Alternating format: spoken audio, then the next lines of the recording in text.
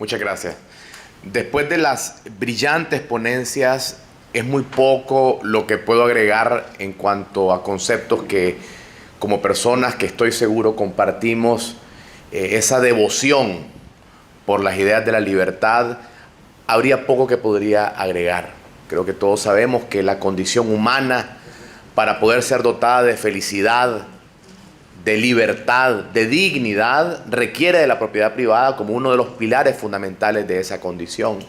De poco sirve enunciados como derechos a la salud, a la educación, al bienestar, a la igualdad, si no están arropados del derecho a la propiedad, porque es lo que logra cimentar el capital humano. Y para adentrarme en esto, quisiera en los minutos que tengo hablar de dos cosas. Primero, la triste experiencia nicaragüense, y en segundo lugar, permitirme en esta familia de personas que compartimos esa devoción por la libertad, pero compartimos también el dolor de la persecución de estas dictaduras, compartir con ustedes un testimonio personal. Y voy a empezar primero por el testimonio personal. Yo vengo de una familia de clase media, pequeños, medianos productores del norte del país. Mi abuelo había perdido su propiedad, su padre era un inmigrante que venía de Honduras, había hecho un patrimonio importante y en una de las guerras civiles de Nicaragua había perdido su propiedad. Y mi abuelo, un nicaragüense, no me pregunten por qué, siendo un joven se le ocurrió irse a Sri Lanka. Y se fue a Sri Lanka en los años 50 y descubrió la canela como un medio, y vino a América Latina e hizo una fortuna como comerciante de la canela, una fortuna muy importante. Vamos a llegar a 1979, el sandinismo llega al poder, emite el decreto confiscatorio, paradójicamente firmado entre otras personas por doña Violeta Chamorro como parte de la Junta de Reconstrucción de Gobierno, y se dicen los dos decretos confiscatorios que todas las personas del somocismo y todas las personas vinculadas a la Guardia Nacional pierden automáticamente su propiedad. Pocos años más tarde, eso fue en el 79, para el año 81 el decreto confiscatorio se convierte en una excusa para quitarle la propiedad a cualquier persona que ni siquiera se sospechaba que era somocista, pero cuyas propiedades eran apetecidas por el vecino.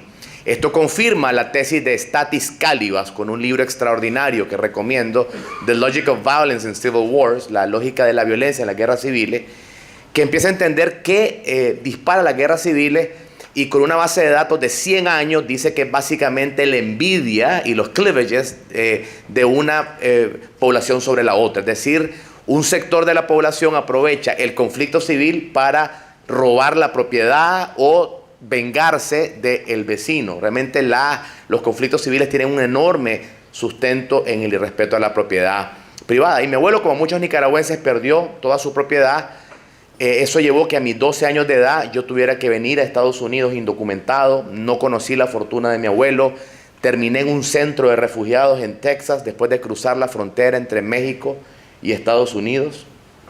Fui colocado con una familia adoptiva durante 2 años en el sur de la Florida y en 1990 regresé a Nicaragua. Pero regresé con las historias de mi abuelo, de su emprendimiento, y traté, como muchos nicaragüenses, de reconstruir la vida en ese país de democracia que pensábamos que podía levantarse de las cenizas, y en el 2007 Daniel Ortega regresa al poder. Lo primero que hace es a muchos empresarios, entre ellos a este servidor que había iniciado con unos amigos un emprendimiento de private equity, nos roban un proyecto de inversión en energía renovable en Nicaragua. Me involucro en el tema de los derechos humanos y termino encarcelado en el 2021 después de un intento de la candidatura presidencial. Retrocedo a mi abuelo. Cuando yo pensé regresar a Nicaragua, mi abuelo ya estaba exiliado en Estados Unidos, aquí en la Florida. Él murió en el exilio. Y cuando le conté que iba a regresar a Nicaragua, me dijo: todo lo que construyas en un país que no respeta la propiedad privada es construcción sobre la arena movediza.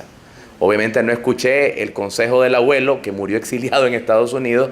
Regresé a Nicaragua y después de muchos años termino yo exiliado por segunda vez. Precisamente, tengo todavía un minuto, creo. En el caso de Nicaragua, que es la parte que creo que todos conocemos, son 5 decretos confiscatorios a lo largo de la historia. Y lo que quiero terminar con esto es con una reflexión que dio Carlos Alberto Montaner. Nos decía él en un encuentro de la Red Liberal de América Latina, sé que algunos conocemos a Relial, que en América Latina no ha tenido un verdadero capitalismo, que ha tenido un mercantilismo. Y precisamente a lo largo de la historia, aquellos sectores, incluso conservadores, que debían defender el respeto a la propiedad privada, expropiaron a sus enemigos.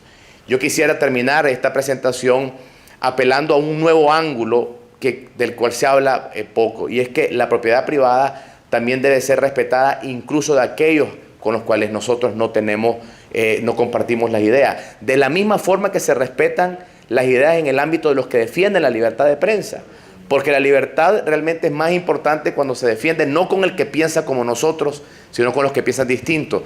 Igual la propiedad privada, de poco sirve defender mi propia propiedad si atento contra la libertad del otro. De lo contrario, todas las instituciones que construyamos serán construidas sobre arena movediza. Gracias.